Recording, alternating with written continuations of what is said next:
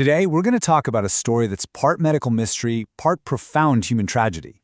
It's about a small town, the sea that gave it life, and a poison that silently, horribly took that life away. You see, in the quiet fishing town of Minamata, Japan, the first sign that something was deeply wrong, well, it was as bizarre as it was terrifying. It didn't start with people. It started with the cats. Before a single person showed symptoms, the animals were sounding the alarm, and their strange, horrifying behavior gave this new sickness its very first name. I mean, just try to imagine seeing this. Your local cats, which are usually so graceful, suddenly staggering around, convulsing, spinning in circles, and then just launching themselves into the bay.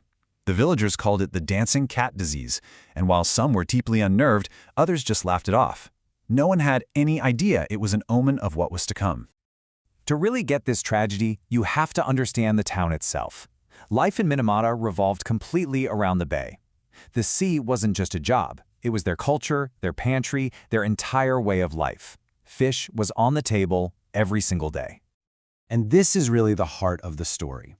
On one side, you have this traditional fishing community, living as they had for generations.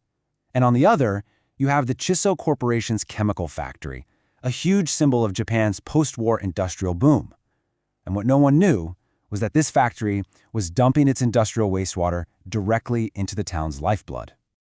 And the thing is, the wastewater didn't look dangerous. It was clear, it was odorless, but it carried an invisible, highly toxic poison, methylmercury.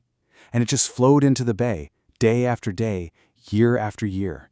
No warnings, no alarms. Just a silent killer seeping into the water. So it was only a matter of time, really. The poison that had claimed the cats was about to start claiming the people. The symptoms started small, almost dismissible. A young girl who suddenly couldn't manage to hold her chopsticks. Just a little clumsiness, maybe? Then, a fisherman, a man whose hands were his entire livelihood, found he couldn't tie the intricate knots of his nets anymore. The very skills that defined who they were just vanishing. And then it escalated. People's speech became slurred and hard to understand. Their field of vision started to shrink, creating this terrifying tunnel effect, like the world was closing in on them. Their hands and feet went numb. Their own bodies were turning into prisons. And the doctors, they were completely baffled. The symptoms didn't line up with any known illness. It wasn't contagious, but it seemed to run through families.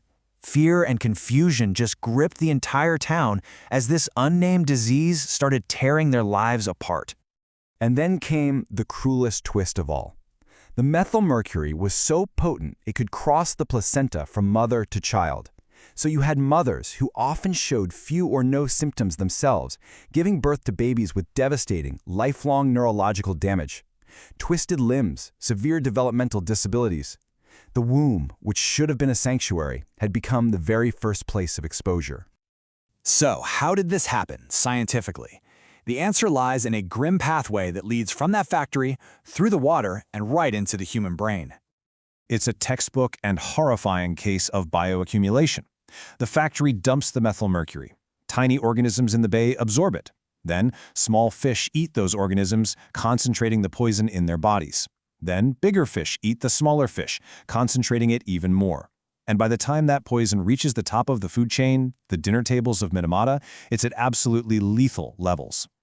And the way methylmercury attacks the brain is terrifyingly precise. It doesn't just cause random damage. It targets specific areas. When it hit the cerebellum, that's what caused the staggering walk. When it attacked the visual cortex, you got tunnel vision. And when it went for the sensory and motor cortices, you got the numbness and the twisted limbs. It was a systematic dismantling of the nervous system.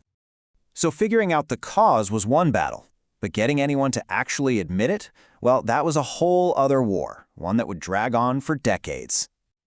Just look at this timeline. It's agonizing. The first signs were there in the early 50s. By the middle of the decade, the company itself knew mercury was the likely culprit. But for years, they denied, they delayed, they obfuscated. The victims, many of them so disabled they couldn't even walk, literally had to crawl to government offices just to be heard. It wasn't until the late 1960s that the government finally officially acknowledged the disease. But even when the truth finally came out, you have to ask, what did it really change? It was such a hollow victory. recognition, and apology, that couldn't heal a damaged brain. It couldn't restore a lost childhood or give back the decades of life lost to the suffering. The tragedy of Minamata became this painful but absolutely vital lesson for the entire world. It taught us that industrial pollution isn't just some abstract environmental issue. It can be a direct neurological weapon. It gave us undeniable, tragic proof that a developing fetal brain is uniquely vulnerable to these toxins. And it showed us that you can have a devastating epidemic with no virus, no bacteria, just a chemical in the water. Minamata changed environmental law and toxicology forever.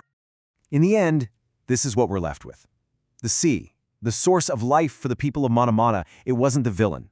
It was just the messenger for a poison that was put there by people. A terrible reminder of the human cost when progress is pursued without a conscience.